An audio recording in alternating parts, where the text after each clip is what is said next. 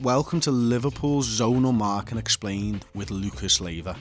Let's start by breaking the penalty area into our three zones. Zone 1, normally this is 5 players edging the 6-yard line. It's their responsibility to attack the ball if it enters their individual zone. There's particular emphasis in front of the goal as this is clearly the danger zone.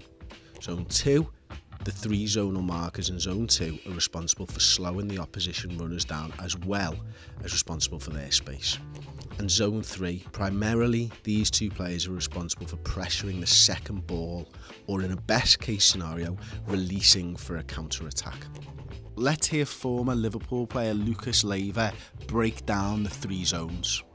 One guy here, Zonal, here, 3 zonal guys. It's Lovren, Firmino, Matip. Yeah. Now, for example. Yeah. Yeah, and normally you have one guy here, that is front space. Yeah.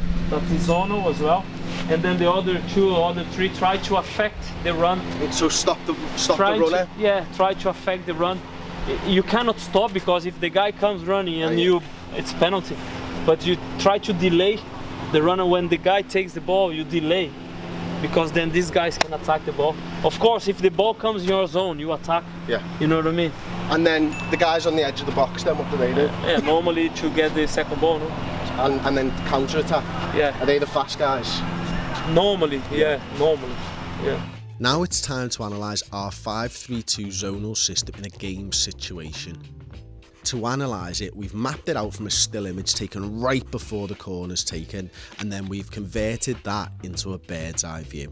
Now you can clearly see our 5-3-2 system, the 5 marking the 6-yard line and front post area. Next, I've highlighted their zonal responsibilities, and notice how each player is only responsible for an area in front of them. This is obvious but worth mentioning, as you always want your players attacking the ball and not backpedaling. For completeness, I've highlighted the Watford players as well. Notice it's 6 against 11 in our area, but pay particular attention to the 3 around number 14, Jordan Henderson. At this point, I've kept all the Zone 1 defenders in situ and Henderson as the number 14. Their goal scorer, Akaka number 33, makes a great run from behind Henderson, whose zone is in front of him and not behind. Akaka's run sees him pass through the soft zone coverage of Trent and Lovren, so they've got no responsibility to follow him.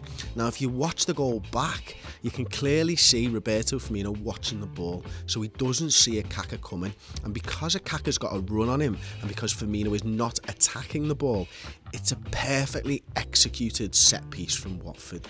If you can clear both Gini Wijnaldum and Joel Matip and put it onto Firmino's head, it's almost impossible for the defending player in a zonal system, as more often than not, the attacker will beat the defender's standing jump. Zonal marking, if executed correctly, can be the best marking system from set pieces, as evidenced by Barcelona from 2010-11. The shortest team in Europe conceded only 4 goals from 191 corners faced by employing an effective zonal marking system on their way to winning the La Liga and Champions League double. I wanted to know which Lucas prefers. It depends. It depends. It depends the strength. It depends the team.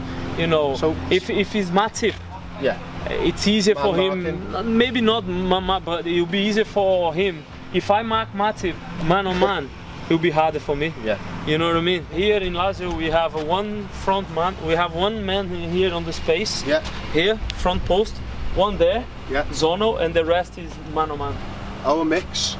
Yeah. Okay. So we have like 2 players that goes for the ball, and the rest are man on man. And what's your job in that? I'm man on man. Oh, you're man on man. Yeah. Okay. Do you take a striker? Or they always tell you before the game which player you should take. So it depends. Okay. Finally, I wanted to know how often Jurgen Klopp works on defending corners. Jurgen used to do every time before the game, every day, like every day before the game. Or if the game is at night, he used to do in the morning. Like, so he works a lot on this. Brilliant. That's good to know. There you go. Liverpool's zonal marking explained with Lucas Leiva. If you want to see more from us, subscribe, and if you want to see more of our interview with Lucas Leiva, then you can do. It's on www.theredmentv.com. Click that button, subscribe to the website, and you'll get over an hour of us talking to Lucas Leiva.